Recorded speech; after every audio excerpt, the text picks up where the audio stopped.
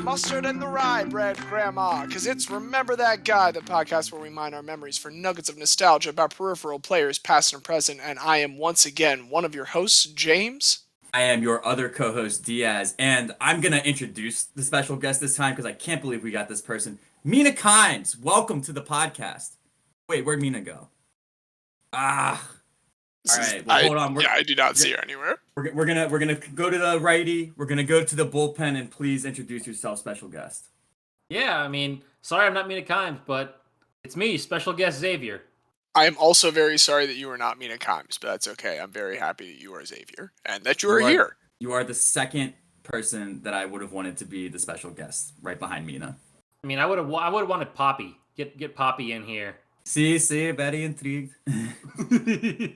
That would be fucking great, but that's unfortunately, that's all in our mind's eye. That'll have to remain a fantasy, but there are things in front of our real eyes nowadays that are making memories for us. Do either of you have anything that's particularly jumping out to you these last couple days in the sporting world? So I'll go two, and I'll make them both quick. First of all, Philadelphia Union going to the Eastern Conference Final for the first time.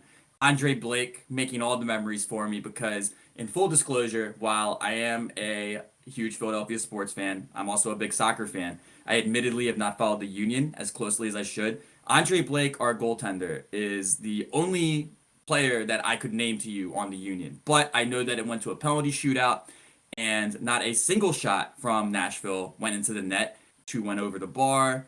It was 2-2, 2 saves, 2 missed. So Andre Blake making memories for me. And I also want to shout out George Kambosos Jr. pulling off the upset of the year in boxing on Saturday night, upsetting Teofimo Lopez by decision in his hometown of New York from Australia, which, if you know boxing, you know that when it goes to the cards, there's a lot of suspect things that can happen. The decision was taking so long for them to announce it that I was saying there's no way that they are not robbing Kambosos right now. He clearly won the fight, but I was worried they were going to rob him. The judges got it right. It was a split decision, but Kambosos did win and takes with him 3 of the 4 major belts. And I just want to shout him out for the great line he had afterwards. There's, in the lightweight division, there's 4 up-and-coming young guys that were considered the kings of the lightweight division. There's Teofimo Lopez, there's Ryan Garcia, there's Devin Haney, and there's Gervonta Davis. And they all call themselves the king of the division. So in the post-fight, Kambosos said, you know, I might not be a king, but I'm an emperor. I come to your lands and I take all the gold and I go back home. So that's an incredible line. So damn, Kambosos yeah, it Jr. is.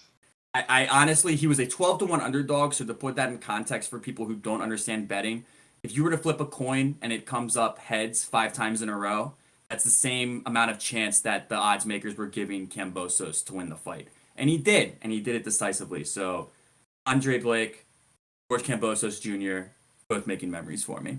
That's awesome. We're into boxing here now. I also think, going back to goaltending for a second, so hitting a major league pitch pretty much establishes the hardest thing to do in sports. I feel like stopping penalty shootouts got to be in contention for number 2.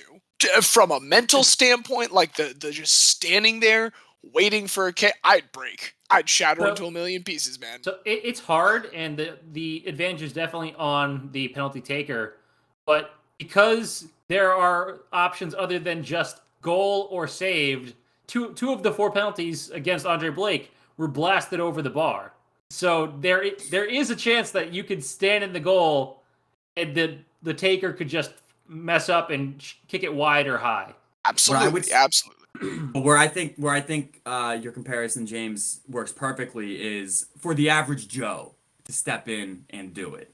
There's no physical way. None of us are going to hit a baseball that's thrown by a major league pitcher, and none of us are going to stop a professional soccer player from scoring that goal against us in the penalty.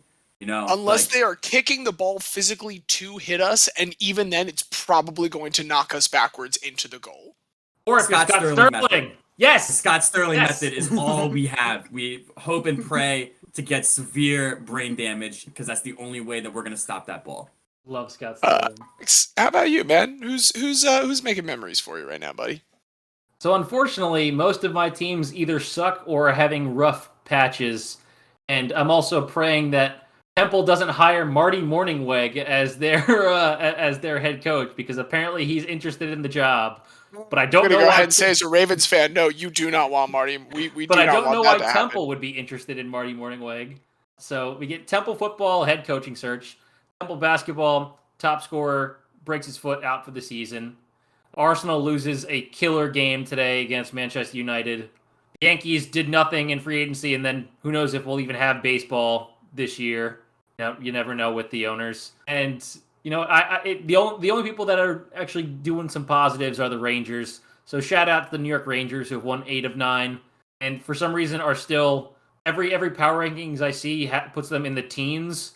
They have the 5th best record in hockey, but it seems like no one thinks that they're going to stay that way. But we've already played almost a quarter of the season, so at this point, I'm just going to accept the fact that I think the Rangers are good this year, and I think the Rangers are very good this at year. the very I don't least, think that's absurd for you to say. we have Igor Shesterkin, who is 100% a top 5 goalie in the league, and I love him. So I'd say 2 of the best young goalies right now are in that larger New York area. Like him and oh my goodness, I cannot for the life of me. Ilya Sorokin. Like him and Islanders Sorokin are just insanely good. And I really like it when really hyped people live up to the hype. I'm always if you're gonna hype someone up that way, I always think it is better for someone to turn out the way people expected. Like a bust is never I don't get enough schadenfreude out of that. I don't enjoy the misery of a bust enough for that to overcome someone turning out to be just as good as we thought maybe they could be. And it's so cool that both those guys came over and just immediately are brick walls. I'm just going to go ahead and build off what you said, Xavier. Rob Manfred's making memories for me because he's a fucking piece of shit. And so are most of the owners of baseball teams. I hate him. I hate him as much as he hates the game of baseball. I can't believe that this week we found out that they used 2 different baseballs during the same season. And we can't even focus on that egregious just violation of the sanctity of a sport because they did a different egregious violation of the sanctity of sport by just locking a bunch of players out. Fuck Rob Manfred. He's such a goddamn piece of shit. Well, what's particularly worrisome about the using 2 different balls is I am a person that bets on sports. I do enjoy it. I enjoy gambling. But when that's being like openly legalized now we have a professional league that's using 2 different balls that will fly in 2 different ways, that will come off of a pitcher's hand in 2 different ways, and kind of just indiscriminately, they'll say it was indiscriminate, but, if it's a 6-1 game and the bases are loaded, maybe we put the juice ball out there real quick. Try to even and what they're saying is it isn't necessarily even indiscriminate because they were saying, for the primetime games where we're going to have the Yankees and the Red Sox playing on cable, like, yeah, then people want to see fucking dingers, so we're going to put those out. And then when it's some Kansas City Royals, Seattle Mariners day game, they're going to put out the balls that no one gives a shit about because they want pace of play to quicken at the expense of everything else. So it's like, it's not even indiscriminate. It's actively choosing games where you're going to put your thumb on the scale and agreeing with what you're saying and taking it up even a further notch. Just fuck them for it. But, with the player compensation thing, that's one where I will side with Manfred just a little bit because, they're treating the minor leaguers like they're human beings now. So the money has to come from somewhere. I'm just saying, let's look at the bottom line a little bit. Rob, I got you. You got to treat the minor leaguers like they're not, just cargo being shipped across the country on buses. That's where I sympathize with you a little bit. You got to treat people like people. It's tough. So the one thing that I saw that has made me laugh a little bit about this, despite it being a terrible situation, is MLB had to scrub all player likeness from their site because they can't actually use their likeness now while there's no CBA. So a bunch of players have taken the fake silhouette things that MLB have transitioned the website to and made them their new Twitter avatars. So I saw this because Jameson Taillon, the Yankee starter, who just had ankle surgery a month ago, it's supposed to be a 5-month recovery period. He has this new fake silhouette avatar. But his tweet was, since MLB chose to lock us out, I'm not able to work with our amazing team physical therapists who have been leading my post-surgery care / progression. Now that I'm in charge of my own PT, what should my first order of business be? I'm thinking I'm done with this boot. It can go.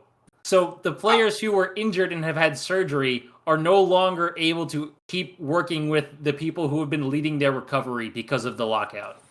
Yeah.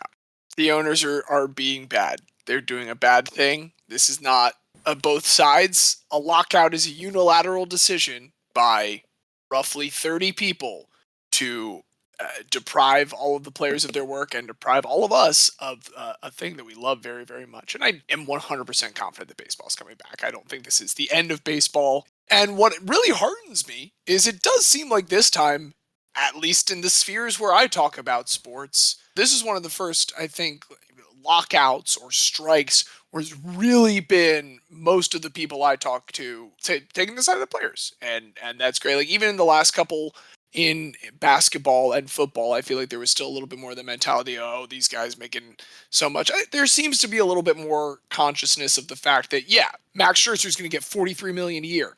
And every single team, and I will go ahead and cite Craig Goldstein for being the one that passed this number online where I saw it. Every single team ballpark per year beginning in 2022 with all of these cable deals going to get $60 million a year just from those cable deals. Absolutely nothing else. So they're going to be just fine. Baseball will be fine, but this sucks. So fuck Rob Manfred.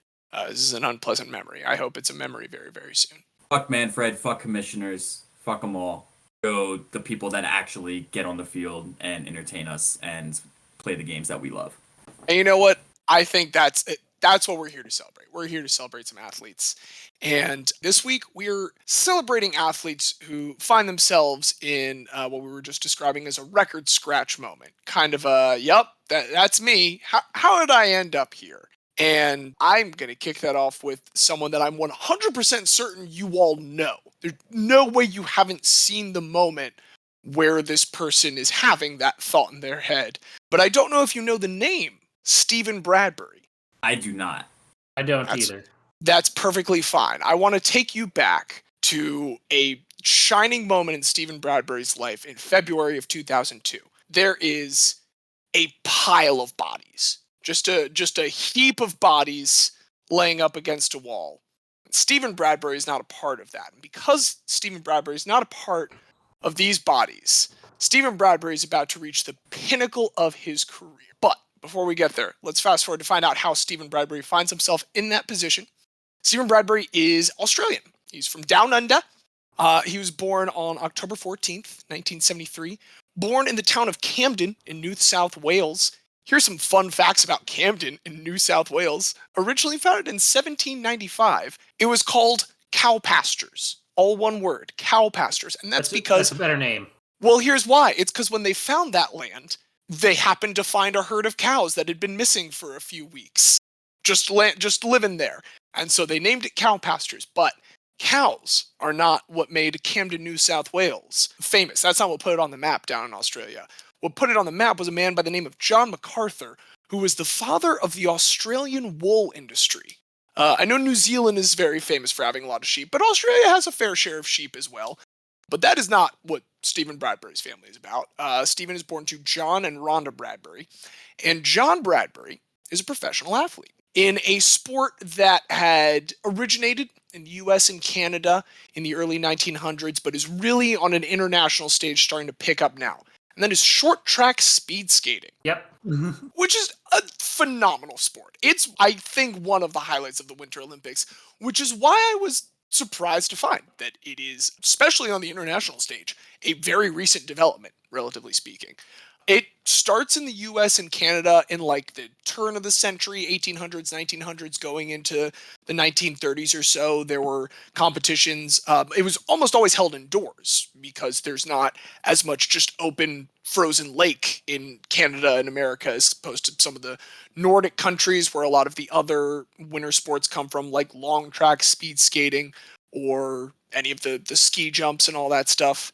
So here in America, they're playing in indoor arenas, and that's why they play on these much shorter rinks. It is played in a rink the size of a hockey rink. It is very specifically that size. So it's big thing. Madison Square Garden hosted some big short track speed skating competitions in 1932. And then eventually, in 1967, the International Skating Union is formed, and they start to have internationally recognized competitions in the 70s and 80s. There's still some domestic competitions before that, and that is when John Bradbury in the 60s is a champion in Australia for short track speed skating. He's one of the best short track speed skaters in the country of Australia. There's not a huge number of ice rinks in Australia. It's not particularly well known for its winter sports, but he, lives a life that keeps him there. And so his son, growing up, has, I would say, a disproportionate amount of access to winter sport gear compared to the average Australian. And so Stephen Bradbury also gets really good at short track speed skating as a kid. In fact, he is 17 years old when he starts to participate for the Australian men's national team. And in 1991, in Australia, they're having the International Speed Skating World Championship that year. And Stephen Bradbury, as a 17-year-old, he's on a team with 3 other guys. There's a 19-year-old, Kieran Hansen. There are 2 23-year-olds, John Ka, and then Richard Nizielski. Nizielski, Hansen, and Bradbury are going to be tight as hell for years following this. And John Ka is also going to be on a couple of these teams. But this 1991 team, they win the gold, the World Championships. It is, in 1991, the first ever medal in any competition of winter sports for the country of Australia in a major competition. They had not medaled in anything prior to 1991.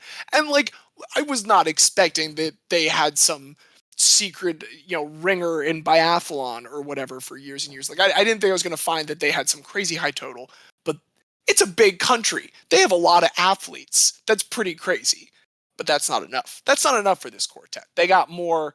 They want to bring more of that glory home. And the good news is they have a chance to very soon after, because in 1992, they've got the Olympics coming up. Do you guys know where the 1992 Winter Olympics were held? Lilyhammer? No, not quite. We're getting to Lilyhammer shortly. But in 1992, Diaz, any guesses? 92 Olympics, Barcelona is all my brain has, and I know that was summer. So yeah, so that's the summer, and this is a year where they're still being held in the same year. Nagano, is it? It's not Nagano. We're going to get to Nagano in 98, but in 92, it is the bumfuck nowhere Alp town in France called Albertville. It is just this giant kind of resort area in this place in the middle of the Alps, very near Italy, very near Switzerland, and in France, hosted the 1992 Winter Olympics. Ever heard of that Olympic Games? And I'm more surprised that I didn't know that, because usually things like that, when I hear the name, oh yeah, of course, but I have never once heard of the Albertville Winter Olympics. So when I was going to go on Jeopardy, I looked ahead of time to see when the episodes were going to air and what was going to be going on around that time. And it was going to be close to the Winter Olympics. So I was I should check some Winter Olympic stuff. They'll probably want to have stuff going with the broadcast. Even then, I don't think I ever saw the name Albertville. But Albertville in France in 1992 is where we find the quartet once again of the same 4 guys. We got Stephen Bradbury, Richard Nizielski, Kieran Hansen, and still John Ka right now. And they're pretty well ranked at this point. They just won the world championship. They're considered contenders for a medal. But here's the thing about speed skating. If you have not seen short track speed skating, it's 5 people most of the time racing at any given time. Some of the team rounds, they'll go down to 4 for international competitions. But at this time, it is typically going to be 5 in the rink. And crashes happen a lot. Most of the time, people are pretty safe, but crashes happen constantly in this sport. There are a lot of rules to try and mitigate the effects that those have on overall competition. You will get disqualified if someone thinks you're purposely falling to throw someone else off. You will get disqualified if you just push a teammate of yours further ahead. That's, exertion that they're not doing necessarily. There's all kinds of ways to try and mitigate that. But at the end of the day, crashes have a very outsized effect on this. And because of that, unfortunately, in the semis, Nizielski, coming around one of the final bends, is taken out in a crash. What's kind of sad for Stephen Bradbury here, Stephen Bradbury is actually the reserve for this particular race in the semis. And so all he can do is watch from the sidelines as Nizielski is unable to finish high enough in the semis to advance to the medal round. And so they're knocked out sooner than expected. It's a bummer. The good news is people that fail in the 1992 Winter Olympics do have a unique opportunity to get some vengeance. Because just 2 years later, is another Winter Olympics. This is the one time that they have Winter Olympics 2 years apart to try and now set it so that it is not taking place the same year as the Summer Olympics. And so in Lillehammer in 94, here they come back again. And they just want a medal. They are not necessarily going out for gold. They adopt the strategy, hey, just stay on your feet. We have seen what this does to us in other competitions. Just stay on your feet, and we will probably be able to capitalize. Bradbury's the star of the team at this point. He is very much like the guy on it. And he's very like popular Australian athlete. He looks so Australian. If you take a look at him, he's got spiked blonde hair. He's super fucking tan. He looks so Australian. It is, it's pretty absurd. Even today, like even at the age of 47 now, I believe, still absolutely has that vibe. And he is at this time one of the best speed skaters in the world. And so he's leading this Australian team. They do make it to the finals. Once again, Nizielski is the anchor. He is coming right up on the U.S. skater. Nizielski's trying to jostle for the silver, and then he eases up, remembering what happened in the semis a couple of years back. Doesn't quite push for that, stays on his feet to cross for an easy bronze, and it is the first ever Olympic winter medal for the country of Australia. They have won their first ever medal in Winter Olympic competition on the backs of this quartet of short track speed skaters. It is no longer John Ka. They have taken out John Ka. It is now Kieran Hansen, Stephen Bradbury, Richard Nizielski, and Richard Gorlitz. We got double Richards now. That is the team that brings the country of Australia their first ever Winter Olympic medal. Unfortunately, in individual competition, crashes are the downfall of our boy Bradbury. But again, he's at the physical peak of his career right now, coming off his first ever Olympic medal. He's got a berth in the World Championship in Montreal just a little bit later. Things are on the up and up until we get to that 94 World Championship in Montreal. You know that one goalie who got slashed in the throat? Valarchuk. Yeah. For the Sabres. So we're about to have a Valarchuk injury. Oh God, no! We're about to have a Valarchuk injury. So I hate just it. want to like give you that heads up, and anyone else that's listening, like we're about to talk about someone lose a good chunk of blood. He is in the qualifiers for the 94 World Championship in Montreal. An arrival skater. I swear to God, I looked through 20 different articles. No one seems to have the name of this skater recorded. I don't know if that was to protect the skater or anything like that. Blade slices his leg. It slices all 4 of his quadricep muscles. Ooh. His heart rate had been at about 200 beats per minute during this race. I'll ask you guys a question. Do you know how much blood in liters the human body has? We have 6 liters of blood in us. And in 60 seconds, he loses about 4 of those. This is a incredibly horrible injury. It requires 111 stitches. He is not able to put full weight on his leg for 18 months. This is a potentially career-ending injury. And scary as shit. I gotta ask, like, did he pass out? I would assume so. No, he's like unconscious almost from a couple seconds apparently when he hits the ice. Like, I don't know how you stay awake after the pain of 4 sliced quadricep muscles hits you. Well, not even that, just like, it's 6 liters, there's 4 that are out. So, like, that's like blood to the brain even. Like, you know what I mean? Like, yeah, he was receiving emergency transfusions during the ambulance ride there. I just hate this. I hate this mental image I have right now because that's just, as someone who thinks a lot about the fact that we have multiple sports where people just have blades on their feet. Somehow we haven't had more insane injuries and deaths. Thank God that, he survived, but that's also horrifying, and I would have thrown up everywhere if I saw it. So here's what I'll say about short track speed skating. Many crashes, mostly pretty safe. Very few people walk away horribly injured. He does this one time walk away horribly injured, but that does not diminish Stephen Bradbury's love for the sport. Stephen Bradbury comes back 4 years later to Nagano. This is the 1998 Olympics that you got the location of earlier, X. He is back with his boys, Kieran Hansen and Richard Nizielski. They got Richard Gorlitz still in tow this time, so we still got double Richards.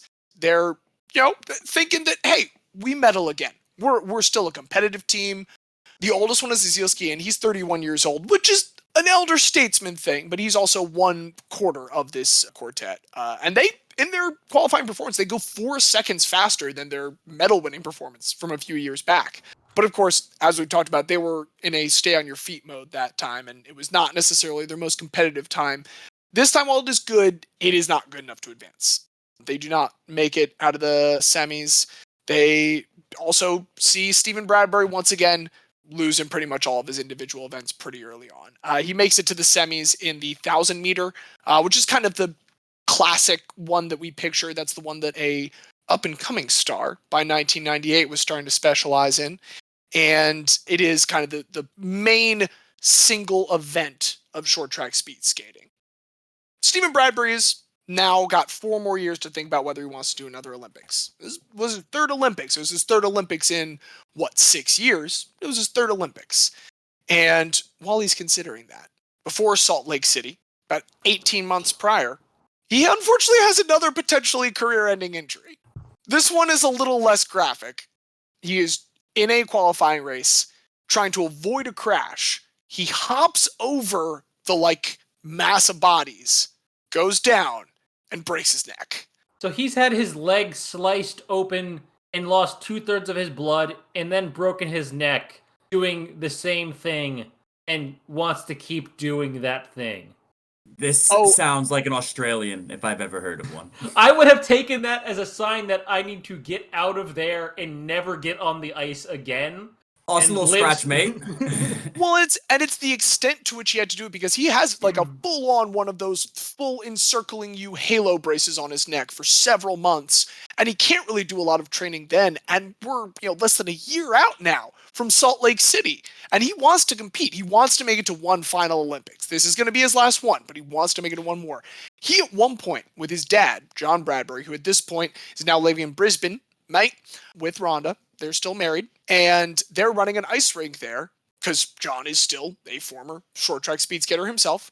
He makes Stephen twice a day go on 2.5-hour run sessions 6 days a week to get back in form after taking all this time off because of the neck brace, just to get his endurance levels back up. He's running a minimum of 30 hours a week with his dad during this training period. He has to take out a $1,000 loan from his parents at this time to just get a car fixed so that he continue to drive to training. He's one of the Olympic athletes who does not have sponsorship deals and is struggling to make it to the Olympics, even though he is a star athlete. All of those stories that we hear about Stephen Bradbury is one of those. The good news is he does make it to those 2002 Olympics. Part of that is because he has a little bit of a side hustle. He has been working on something called Revolutionary Boot Company, working out of his garage with a couple buddies in the late 90s, and he's selling to major ice skating athletes. He's got the industry connections. He has, at this time, connected with someone who is the favorite in this event, and that is the man that will someday be the most decorated U.S. Winter Olympian of all time, Apollo Anton Ohno. Stephen Bradbury wants to hitch his wagon to that star. Stephen Bradbury asks Apollo Anton Ohno, assuming he's going to win. He is the favorite. Everyone assumes he's going to win. He asks him if he will endorse RBC boots after he wins in Salt Lake City. And so Apollo Anton Ohno and him have this professional relationship. Kills it in his first heat. Absolutely demolishes his first heat. So moves on to the quarterfinals. Wouldn't you know it, in the quarterfinals, he's matched up with Apollo Anton Ohno and Marc Gagnon, who is a Frenchman, the defending world champion. Not the defending Olympic gold medalist, but the defending world champion in short track. And sure enough, he finishes 3rd behind those two. But Marc Gagnon made an illegal contact to try and move past someone else, and Marc Gagnon is disqualified. Therefore, moving on to the semis is our boy Stephen Bradbury. Stephen Bradbury now is in the semis. He is the 2nd oldest competitor in the field. This is already, hey, groovy, man. What a way to go out. And in the semis, once again, in an absolutely brutal draw, he has the defending Olympic champion from South Korea, Kim Dong-sung. He's got former international medalist Matthew Turcotte from French Canada, Quebec, Canada. And he's got Li Jixuan from the People's Republic of China, another recent international competitor. Everybody crashes in this semi. And skating on through, past the bodies, Stephen Bradbury. And this gets him into the medal match, which again, now it's the medal match. Of course it's going to be a murderer's row. An Kyun-soo, who's another very talented Korean, Li Jixuan, Apollo Anton Ohno, and Matthew Turcotte. All of them are there. along with Stephen Bradbury. The race starts, it's 10 laps. 10 laps is the 1,000 meters around, in case you're ever wondering, it's about 100 meters around a hockey rink if you're doing some ice skating there. So 10 laps around it. It's a very tight group. There's a lot of passing early on before you kind of set up that line for the middle laps, and then everyone just kind of stays in your line for the middle laps. And this whole time, Stephen Bradbury's back there. He had said going into this race that he was thinking to himself, everyone else in this group's feeling a lot of pressure. Like everyone else, Matthew Turcotte hasn't medaled in the Olympics yet, and this is his only event. Paulo Antonono's got the golden boy shine around him. Like all these guys have a lot of pressure. And I don't. I very much don't. I'm just Stephen Bradbury, mate. I'm just here to waltz Matilda on the ice. I'm going to stop now. This feels offensive. That felt racist. I get ready to strip on the Bobby. Steve Irwin. No, Steve Bradbury. Steve Bradbury figures all these guys, they're going to push themselves as much as possible, and they start to as you get into the 8th and 9th lap. They're all now sort of jostling. He has stayed at the same pace. He was very much getting, he's now fading back a little bit as you come into the final turn. It's debatable whose fault it is. Li Jijuan tries to make a move. Matthew Turcotte gets a little bit tangled up. Matthew Turcotte's the first one to go down. And someone's hand just kind of goes out and smacks Apollo Antonono, who's been leading for laps. But he just kind of, in the skid out, someone gets him. He falls to the ground, maybe 15 feet short of the finish line when he hits the wall. But Stephen Bradbury, all of a sudden, crosses the finish line. As the first ever Australian to win an Olympic gold, he has defeated the entire field with the stay on your feet measure. And this is the video that I'm certain you've seen because Stephen Bradbury just skates across, stands up. There's no shouting. There's no screaming. It's just kind of a wow, look at this, guys. Some people are not happy about this. Some people are very unhappy about this. A lot of them are American sports writers. They think Stephen Bradbury's kind of a piece of shit for a little bit. But Stephen Bradbury is now an Australian hero. This is he's been competing on the world stage for 11 years at this point. He's been, at several times, one of the best short track speed skaters in the world. And this was still a pretty young sport, relatively speaking, when he picked up. He's got a place in the pantheon, at the very least at the national level in Australia by this time. But here, all the way at the end of the road, as the second oldest competitor in the field, against the guy who was going to endorse his boots when he beat him, Stephen Bradbury wins the gold medal. It is easily the highlight of his career. You might think, hey, people give you shit about that all the time, Stephen Bradbury. What do you say to that? Well, Stephen Bradbury would say, obviously, I wasn't the fastest skater. I don't think I'll take medal as the minute and a half race I actually won. I'll take it as the last decade of the hard slog I put in. And I think that's absolutely correct. Athletes who find themselves in lucky positions have had to do so much work to put themselves in the position for that luck to happen. There's no one who fully just does nothing and has this, people were saying, oh, the gold medal fell into his lap. He still had to kill it in the heat. He still had to qualify. He still had to take out $1,000 loan just to repair the busted ass truck that he was driving for these practices. He put in the work to get to that spot, and he did it in a sport where crashes have a very outsized impact on the outcome of races. Well, if we're talking about luck equity, I feel like getting your thigh sliced open and losing 2/3 of your blood, and then years later breaking your neck, I think that's some bad luck. Yeah. So I think his luck equity, his karma, if you will, was pretty built up to have actually earned the red carpet treatment, as you will, as he came to the finish line. I 100% agree. Unfortunately, that context was lost, again, on a lot of American sports writers at that time. If you look into it today, people do not hold bitter feelings, I think, about Stephen Bradbury. No one would have known that because no one really would have been paying attention to Stephen Bradbury going into this race. So it's understandable that people were ignorant of that. But yeah, dude lost 2/3 of his blood at one point doing this because someone else crashed into him. And that's how this sport goes sometimes. We talk about blood, sweat, and tears. I don't think anybody can say that on a more literal level than Stephen Bradbury. He does write an autobiography. The title is Last Man Standing. It's a very good autobiography title. Yeah, that's pretty good. Because he's absolutely a celebrity in Australia. Again, first ever winter gold medal. So he's now been part of the first ever medal and the first ever winter gold medal. He outlasted all of that trio. The rest of the trio did not make it to Salt Lake City. So he was the beating heart of that period of short track speed skating in Australia's history, which, hey, I didn't, know was an extended period. I just knew about Stephen Bradbury crossing that finish line. And that's, more or less the end of Stephen Bradbury's notable story.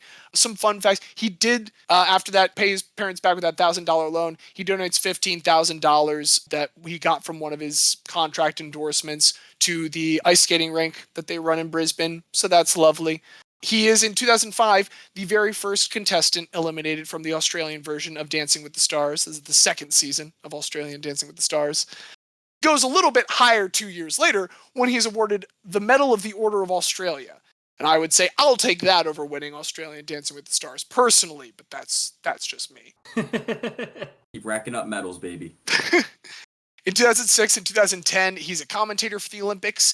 In 2019, one of the most recent things he's done, can't get enough of Australian reality TV, he did appear on Australian Survivor as well. One last thing about him is that his name has entered the popular vernacular in Australia. Winning something kind of unexpectedly is called doing a Bradbury, or I've done a Bradbury. And people make a phrase out of you kind of winning because a bunch of other people crashed. You might think that could get to somebody, but Stephen Bradbury is actually a motivational speaker nowadays. And part of that is just because of his super no, I'm all good with that outlook, because as he says, all that's very Australian as well. And every time it's used, I love it. And I hope they're still using it when I'm dead. Still kicking now, 48 years old, and the greatest winter Olympian in Australian history. That is my guy this week. Yeah, I mean, he's the embodiment of an Australian athlete. Approach everything with a good sense of humor. Lose 4 pints of blood. That's, just a scratch. I'm going to get right back out there. Break my neck. I'll just run for 30 hours a week. That picture is just really, that's exactly... It's the perfect reaction. The only thing he's missing is some kind of interaction with a deadly creature. Oh yeah, it's the time I ate some tarantulas. I really I can't do an Australian accent. I really have to stop doing a discredit to those people. It's tough. Mine, I think, is not terrible because I listened to Brett Brown coach the Sixers for years. So he's got that interesting Australian accent. The only thing that I would ever say you should pause this podcast for is right now to go listen to Brett Brown speak if you've never heard words from that man's mouth, because it's just the most lovely accent. Well, gentlemen, Stephen Bradbury overcoming everything to win the 2002 gold in short track speed skating at the Olympics. That's my record scratch moment. Let's hear about yours. Who's feeling feisty?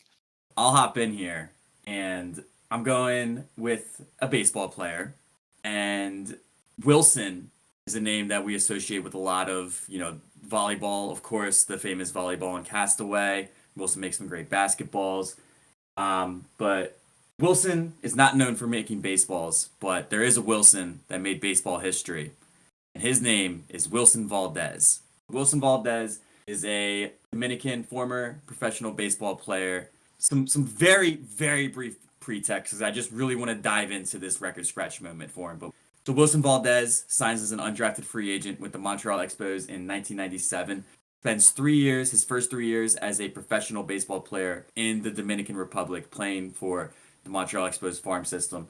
The next 2 seasons through 2001, he is now playing for various single-A affiliates for the Expos, and ultimately, he's just placed on waivers. They don't think he's going to go anywhere with his career. So in 2002, he's claimed by the Florida Marlins, and they actually sent him straight to AA. So he goes straight to AA Portland, continues with the organization until 2003, even getting as high as the AAA team. And he is finally traded from the AAA Albuquerque Isotopes to the Chicago White Sox system in exchange for reliever Billy Koch. He is the Simpsons reference and a dick joke all in one sentence. I love it. All of it. So he immediately goes to the AAA team, where he continues to do quite well. He's hitting .302, so he is a September call-up, and he hits his first career home run on September 26th off of Brian Anderson.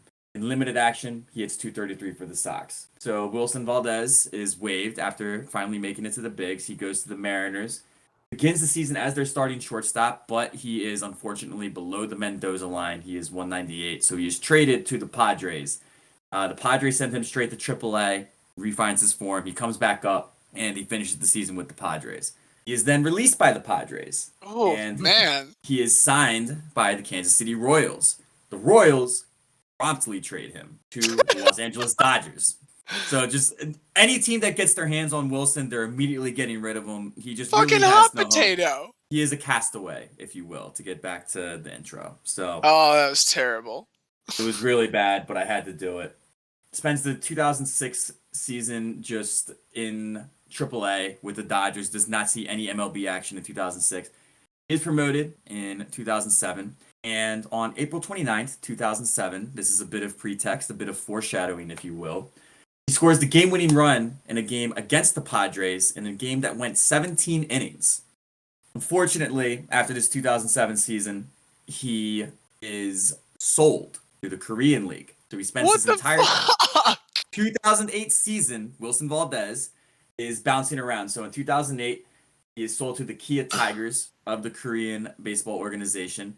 In June, he signs with the Tokyo Yakult Swallows. Who, well, we can just pause for a moment to acknowledge, are the recent NPB champions. Kudos to the Yakult Swallows. Do wish that Adam Jones and the Oryx Buffalo had pulled it out, but tip a cap. They did. So, unfortunately, Adam Jones didn't win. But Yakult Swallows, the defending champions, and back in 2008, they took a good chance on Wilson Valdez.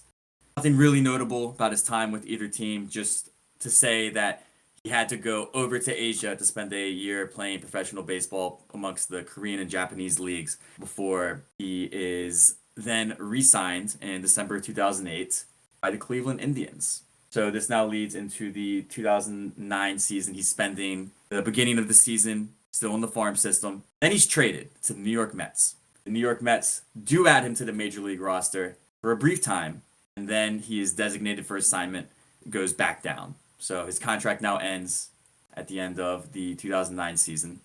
Now we get to the fun part.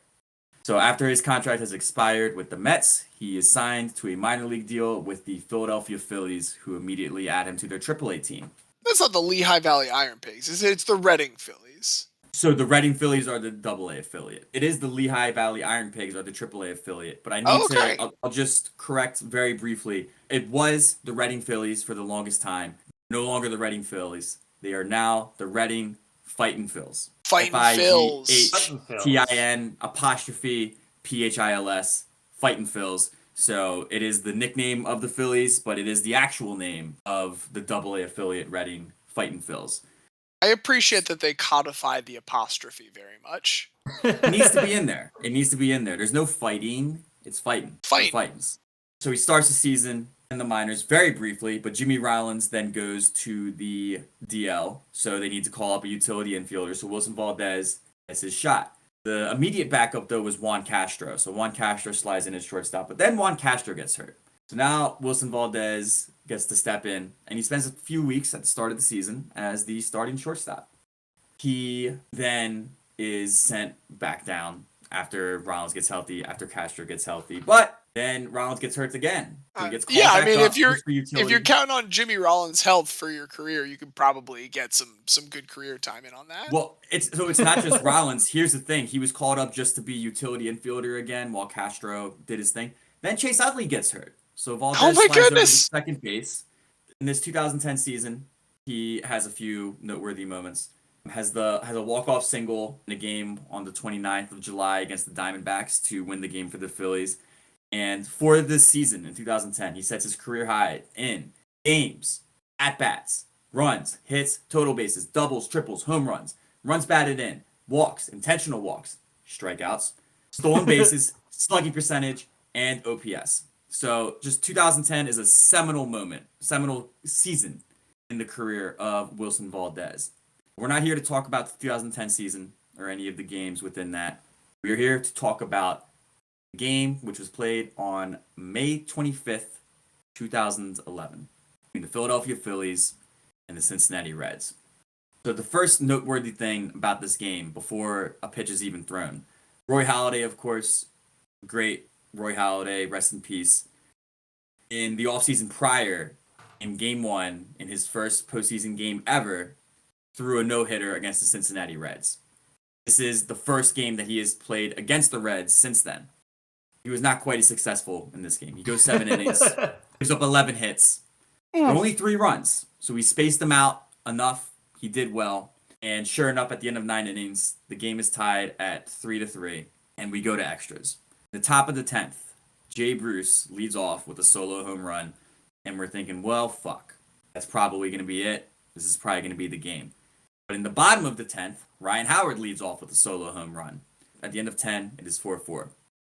We do not see another run scored until the 19th inning.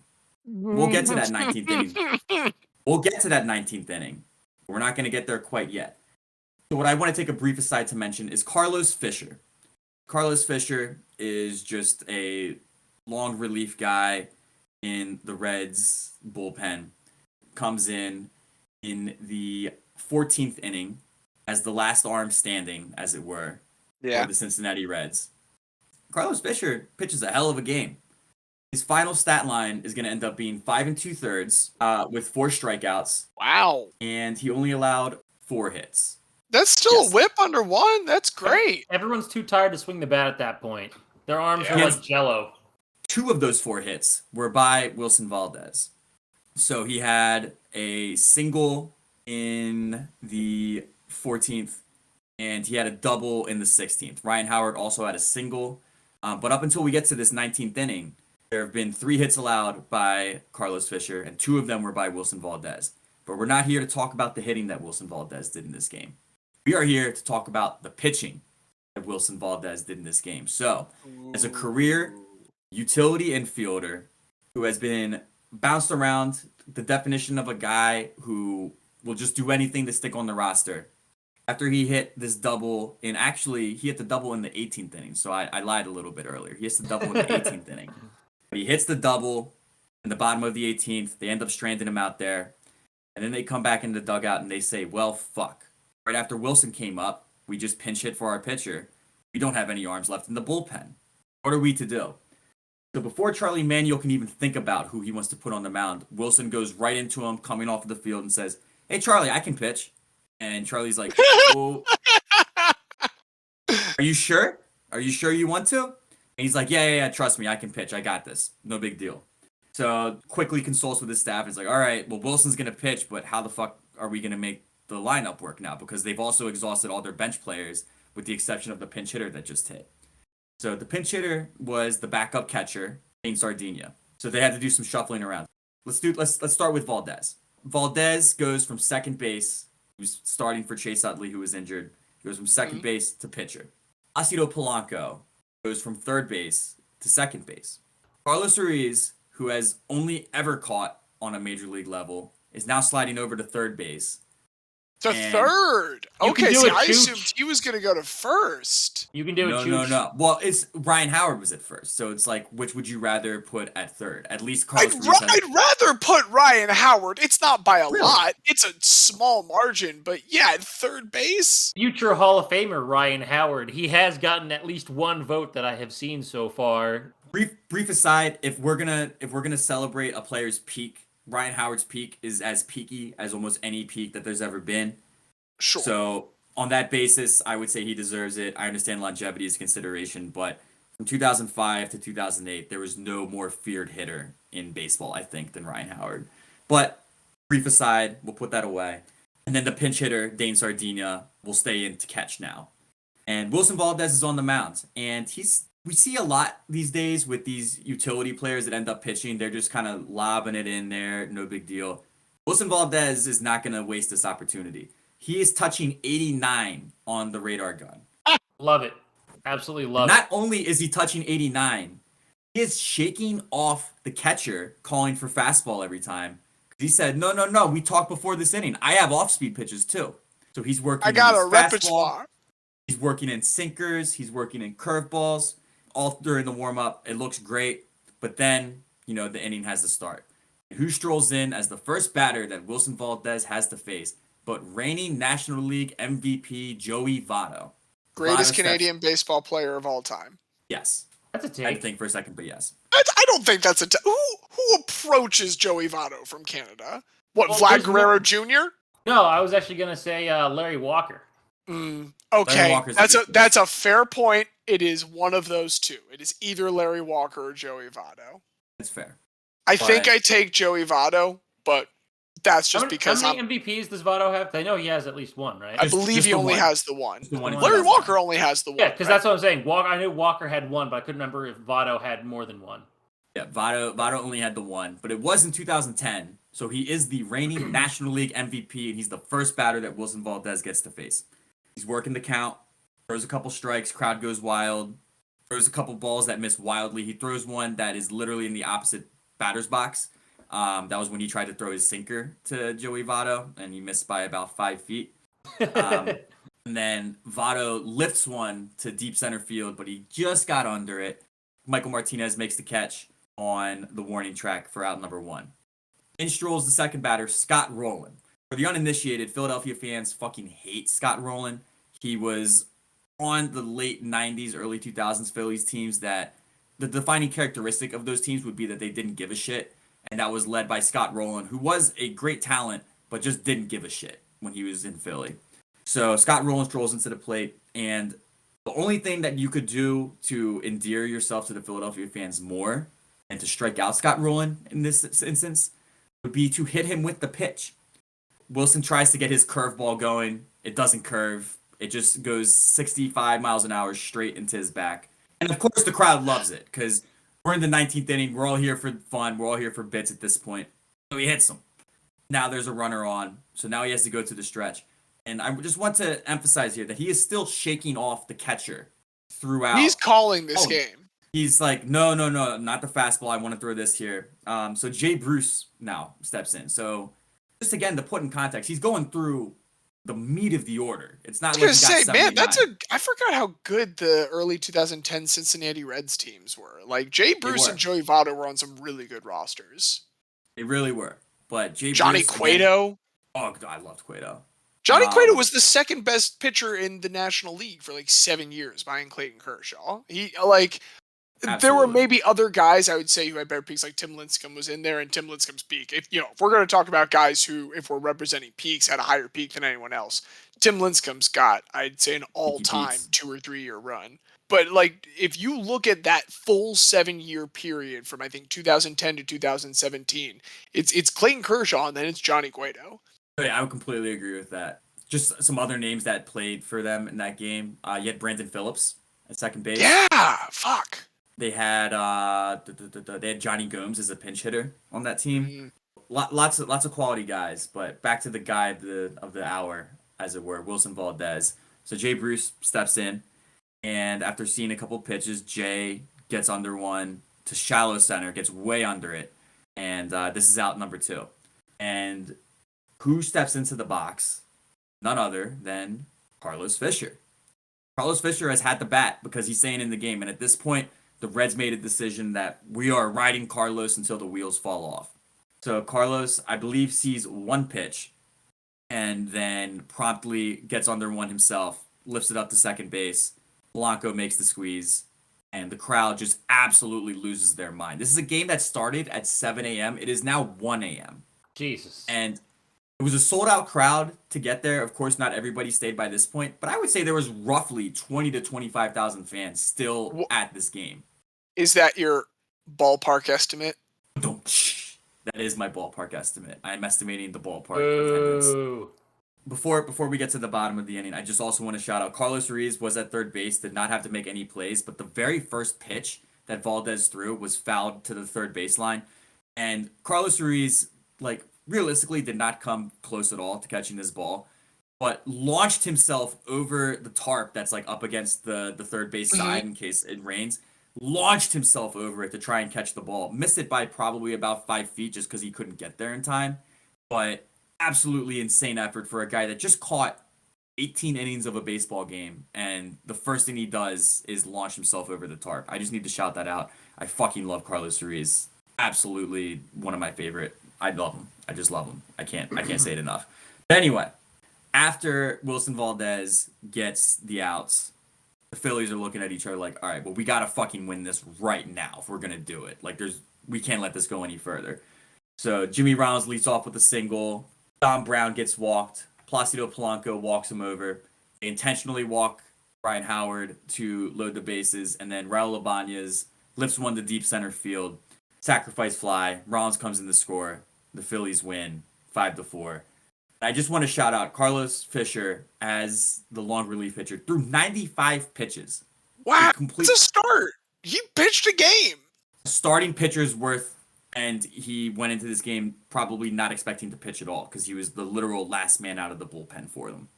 Did he do anything at the plate? Just out of curiosity. No. He made contact against Wilson Valdez. Hey, there you go.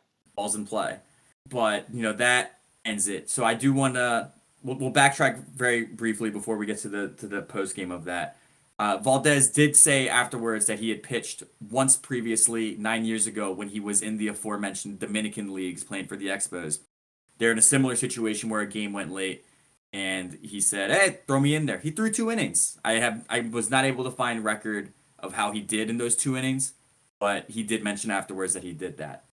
So we know 3 career innings minimum. 3 career minimum, 2 in the minors. But so in doing this, Wilson Valdez is, of course, the winning pitcher. He is the pitcher of record. In winning this game, he became the first player since October 1st, 1921 to begin a game in the field and end it as the winning pitcher. Would either of you like to guess who was that pitcher? 1921. Babe Ruth? Babe Ruth was the last player to do that. And then, 2 years later, there was another position player that went on to win a game as a pitcher. James, would you like to say? I'd like to, before I talk about the winning pitcher performance, point out that Chris Davis first went 0 for 4 at the plate with 4 strikeouts in that Boston game, and then somehow became the hero of the game because, yes, he got at least 1 strikeout on someone. It's fucking absurd. That has to be so humiliating. But since the stat is to start the game in the field and then become the winning pitcher, Chris Davis was the designated hitter. So he does not get to join this elite club of Wilson Valdez and Babe Ruth, unfortunately for him.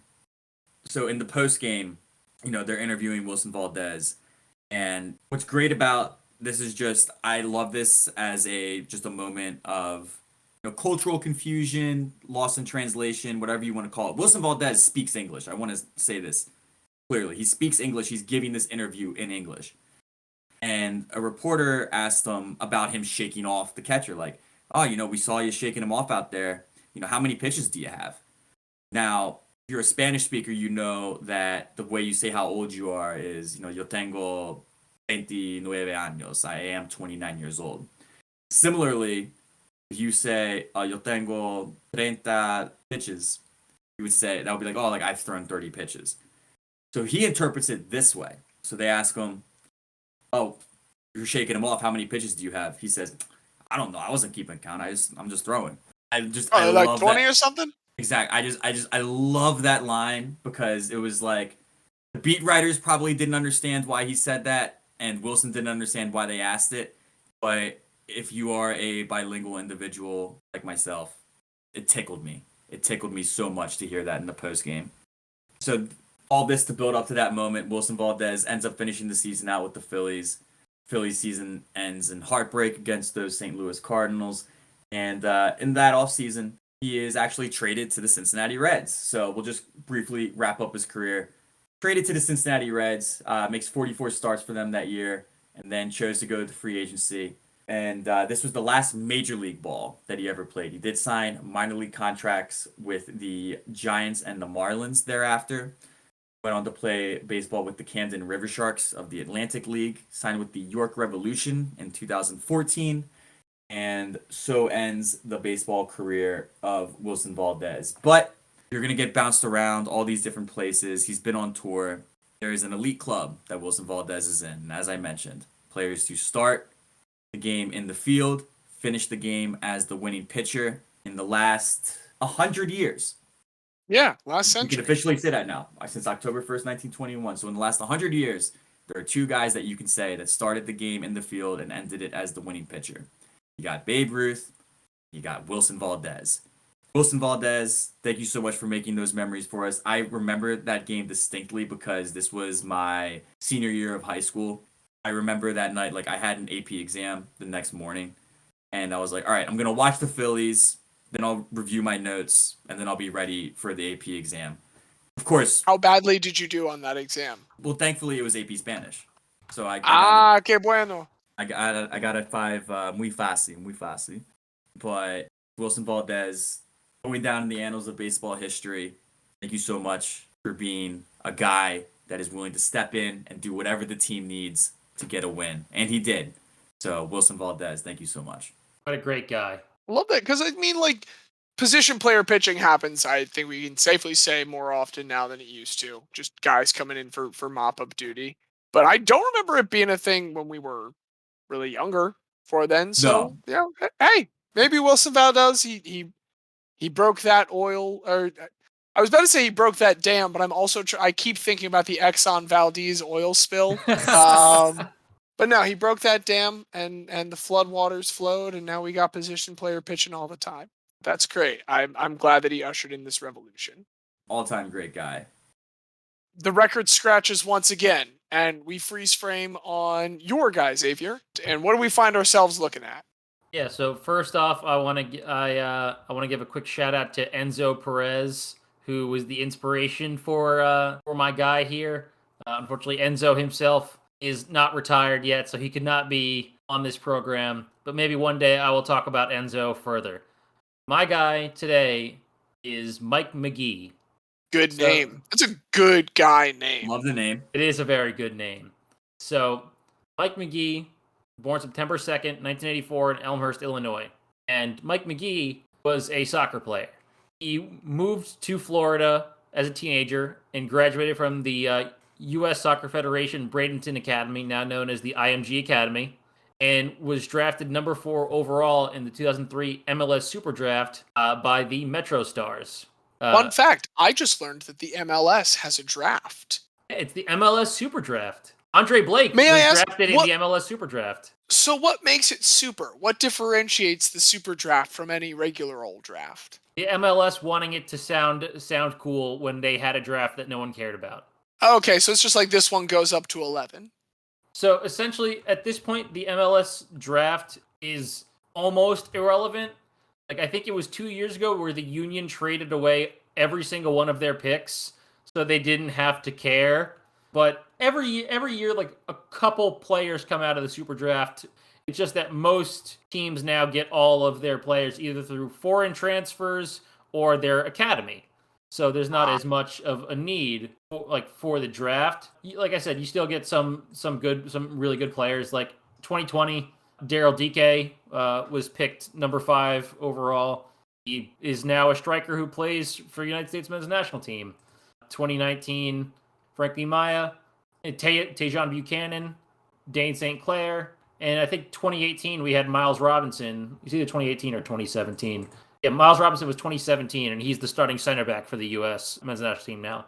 So you can get a couple good players each year, but it's not as important as it was. But back in 2003, teams didn't really have academies, so that was the main way of refreshing your roster.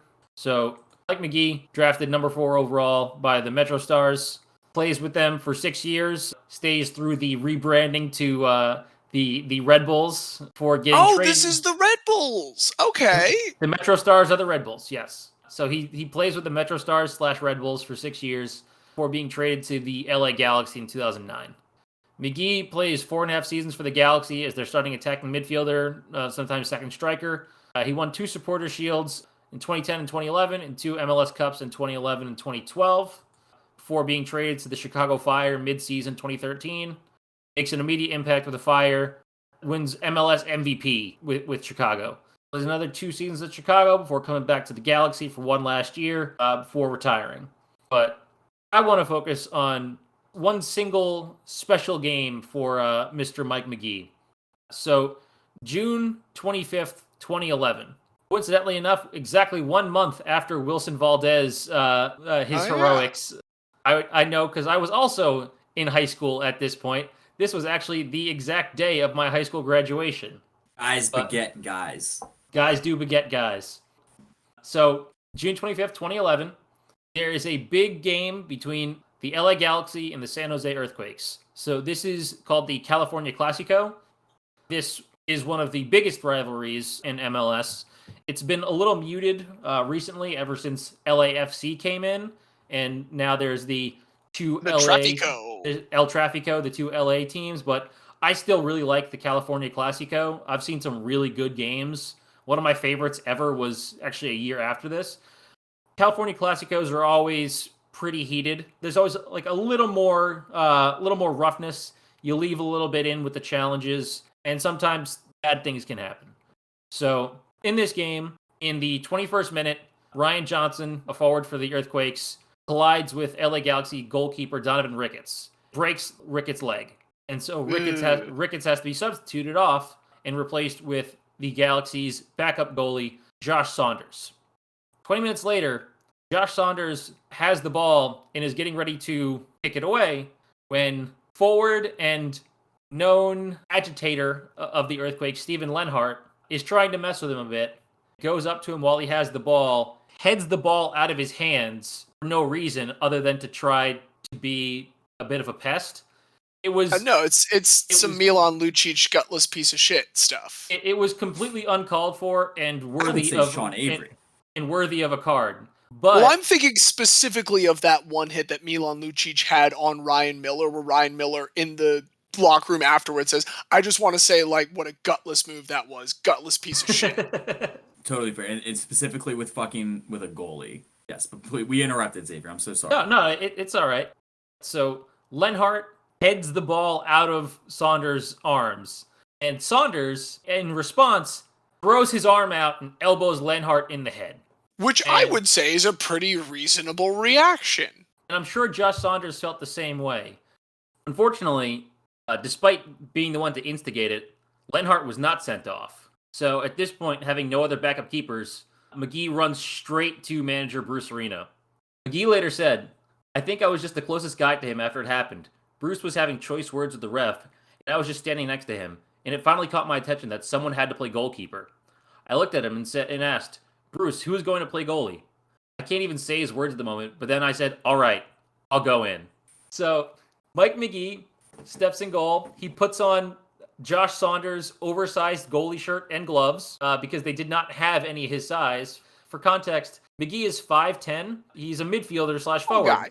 Ricketts and Saunders are both 6'4". Dang. Most goalies are pretty tall. Assistant coach Dave Sarakin said he immediately stepped up and said, "I got to be the guy." We all kind of looked around it and said, "Really? Here's a 5' whatever skinny guy going into the goal." But he took it upon himself and said that I have to take the goal here. Because we were almost at halftime, Galaxy made it a couple minutes to the half. Magee went into the locker room, decompressed, and realized, wait, what the hell have I gotten myself into? He later said that he assumed the Galaxy in Arena would have a better plan coming out of halftime, and he wouldn't be in net. Instead, Bruce Arena said, "Magee, you're staying in goal. Our full plan is block as many shots as possible so you don't have to do anything. We don't want the ball to touch you." I really respect the attitude that he's taking, that I think all of us have taken at some point in life, is like, I would love to volunteer for this thing right now that I 100% assume I won't have to fully live up to. Yeah, so they send Magee back out there, and the Galaxy try to play in the Earthquakes half as much as possible. And it works.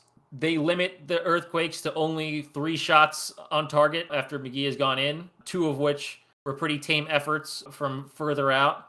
And in the 89th minute, a cross comes in, and Steven Lenhart gets on the end of it about 2 yards out from goal.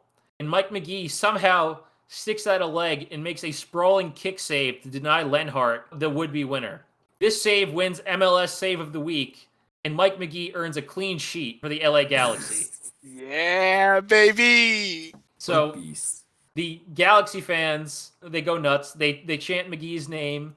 Back in the early days of Twitter, they create multiple Mike Magee parody accounts and get the hashtag Magee Facts or Mike Magee Facts going that they use as essentially a What's his name? Chuck Norris sent Yes, it was a Chuck Norris parody about all the things that Mike Magee this is can the do. most like early 2010s internet thing that you could possibly be describing. It's like it's nostalgic and also a little bit sickening to hear to think about that time in our life. We back then on the internet we had like 3 jokes, but God, we love to use them. Mike Magee doesn't do push-ups; he pushes the earth down. That was the peak of comedy back then. So they have these Mike Magee facts trending. It thankfully overshadows the other big soccer news of the day, which happened to be the U.S. blowing a two-goal lead against Mexico in the 2011 Gold Cup final and losing 4-2. But everyone wanted to focus on the positives, so they focused on Mike Magee. Except for the earthquakes, their television analyst who was in the locker room afterwards said, "I think the players were a bit embarrassed, and the fans just thought, oh my gosh, we couldn't score." Yeah, I'd feel pretty shitty if my team wasn't able to score against the third string goalie a single time. Here's the thing, if we lost because we lost 3-2 because they also got some goals against us, then at least you didn't get shut out by the third string goalie. And I love the few times that soccer play, like outfield players have to go in goal because it happens so rarely. Position players pitching, we do see that fairly often. But most teams have plenty of backup goalies, and the few times that you do see someone have to play, like an outfielder have to play, it's usually just in stoppage time or right at the end if someone gets injured late on after all the subs have been used. So this really, Mike Magee's crowning moment as a fan favorite. And I talked about it. He goes to the Fire afterwards, comes back to the Galaxy for one last year. Got called up to the U.S. national team once, but unfortunately got food poisoning and couldn't play. Almost got called up to play for Ireland, but now he owns an alcohol and hand sanitizer place. I guess there's you need alcohol to make hand sanitizer, so that's pretty weird. That's one of the weirder 2 things that you can sell. That's like how Yamaha makes motorcycles and also pianos. So it's Sneaky Fox Spirits and Sneaky Clean hand sanitizer.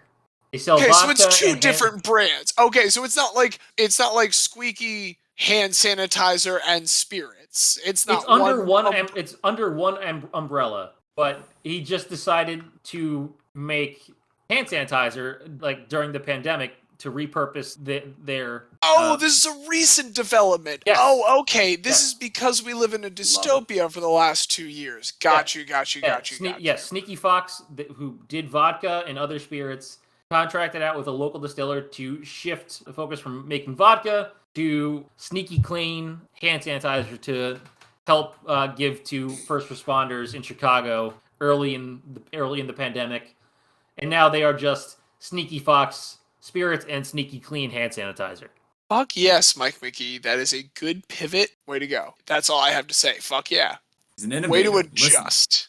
Listen, when the world stops for a horrible virus that we never would have thought could actually happen, he pivots to hand sanitizer. When the 2 goalies are knocked out, he pivots to being a goalie. The man sees opportunity and strikes. When the world hands you lemons, make hand sanitizer out of your liquor. Yes. Perfect. Love Mike Magee. So that is my guy. That is Mike Magee. I wasn't sure when I gave this topic if I was being specific. I struggled to word exactly what I was looking for, but just fucking phenomenal job across the board. I think for all 3 of us. I think all 3 of these guys are fantastic. And something that I want to say I really appreciate about this is we all found moments. I know that some of us had thought about some people who maybe found themselves in more terrible situations, and it's not to say that there was not some sadness in some of our guys. I mean, I brought a guy that almost died twice, but the moment that we wanted to celebrate was a reflection of what moments can come of desperation, perhaps, or if not desperation, just random chaos. Sometimes you have to fucking throw out your utility infielder on the mound. Sometimes you gotta throw out your midfielder in the fucking goal. Sometimes everybody else that's in the race just crashes. And these victories would be celebrated. There shouldn't be any kind of lame oh, that only happened because of this fluke thing. So who gives a shit? Everything's a fluke thing. Like, Kawhi Leonard landed on Zaza Pachulia's foot once, and it derailed the Spurs dynasty for who knows how long. Everything's a fluke in sports. And these are some flukes that were dope as shit. That's what's beautiful about sports. And that's why my favorite simple phrase that is always said in sports is, that's why they play the games. You say on paper that this is how it should go, this is what will happen. But at the end of the day, none of us know shit. And that's why we keep coming back. Because we never know what's going to happen. It's the only unscripted drama. Yeah, so fuck you, Todd McShay, and your tweet about how Ohio State should still be in the playoff over Cincinnati because they have a better team that's more fun to watch. Yeah, they lost 2 games. Fuck them. Yeah, unfortunately for Todd McShay, the games matter and the results matter. So, here's what I'm going to say. All 3 of these guys are great. Again, Wilson Valdez bringing in the position player pitching revolution. Even if it happens more frequently now, even if it's lost a little bit of its luster, it's still magical every time a position player takes the mound. So that's great. Stephen Bradbury. Who knew that guy is legitimately the greatest Winter Olympian in the history of Australia? It just, I think, goes out to point sometimes, the closed-mindedness that we approach international sports with. Like, we don't know the incredible, inspiring stories that all of these other nations are rooting for sometimes. And sure, NBC broadcast will try and do a little bit, but he's a hero to them, and that's great. Why be bitter about that? All that being said, there was a moment during your speech, Xavier, where I knew Mike Magee had won. Like, there was a point where there was no further discussion over who won this week. And it was when Mike Magee said, I want to be the guy. He went up to the coach in the moment that we discussed as the foundational theme for a week. He went up and he said, I want to be the guy. And I'm sorry, if someone asks for it, I think I'm in no position to deny it to them. It has to be Mike Magee. He was the closest guy to Bruce Arena. He just was the guy that was available at that moment. And look, both of these other guys are fully deserving, but Mike Magee wants to be the guy. And I'm sorry, I have to hand it to him. The image of him in a 6'4" goalie's outfit with oversized gloves is also very, very good because he looks tiny in the net and he looks terrified out of his mind for almost that whole game. But then he just comes up with a fantastic save right at the end to make sure that they do not lose that game. It's I highly recommend looking up the highlights of Mike Magee in net because you can tell how much of a fish out of water he is and how happy everyone is after that game is over and they haven't lost. Mike Magee. I'm all for it. Wilson Valdez will be the hombre this week, but we're here for the guy. Mike Magee. Well, and the good news is, as we approach next week, the 10th episode of this show, we have decided to revisit, or as Diaz so eloquently put it, relitigate. Some of these guys will be having our first ever relitigation, and so we will certainly be able to rediscuss. Wilson Valdez, Stephen Bradbury, both, I think, notable guys to consider in the future. And there are certainly many other people who have not been inducted yet that also deserve some second thoughts. But for this week, for this moment right now, welcome to the Hall of Guy, Mike Magee. Our first soccer player, I think, if I'm not mistaken. I do believe so. Yeah.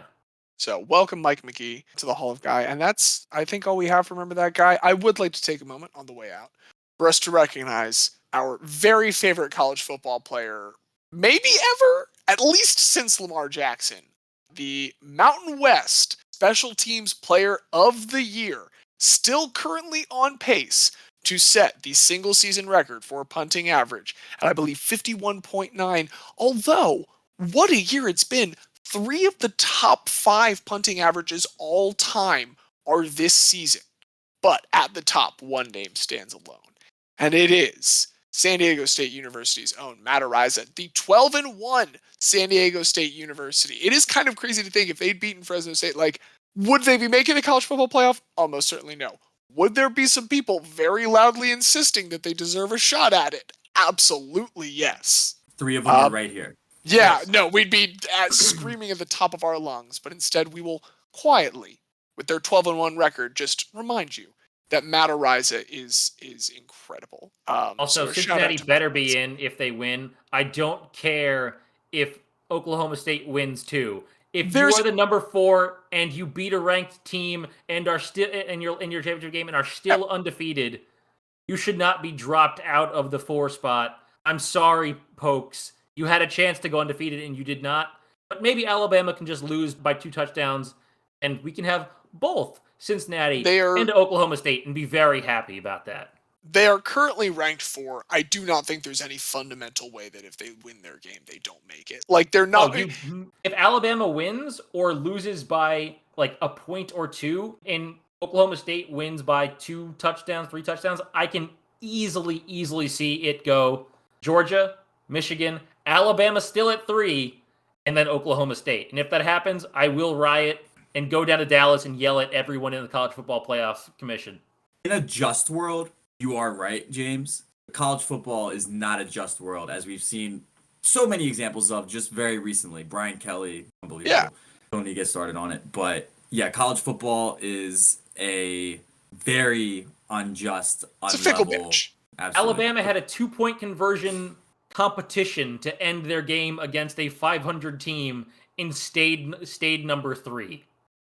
Here's what I'll say. I don't disagree in the slightest that they do not want Cincinnati to be in the college football playoff and that they are praying that Cincinnati loses the final game to save them any kind of having to reason with it. That being said, I don't believe that they ever would have ranked them above 5 if they were going to remove them from it with an undefeated record because they know that it would then involve them being screamed at for a very unnecessarily long period of time. They would have just left them at 5 forever. I would have bought that.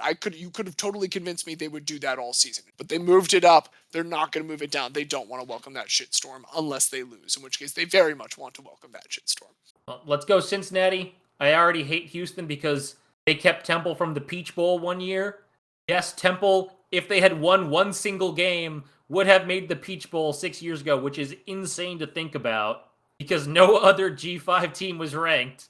And if Temple had beat Houston in Houston, they would have been the only one. So screw you, Houston. Let's go Cincinnati. Blow them out. Leave no doubt. I want to see the Bearcats play Georgia. Well, hey, yes, there you go. That's the college football corner that we've developed all of a sudden. But go Cincinnati. Go Matt Araiza. We love you, Matt Araiza. And go home. Stop listening to this. Do something else. You've been listening to us for more than an hour at this point. My name's James. I'm Xavier. I'm Diaz, and as Hubie Brown once said, now here's a guy.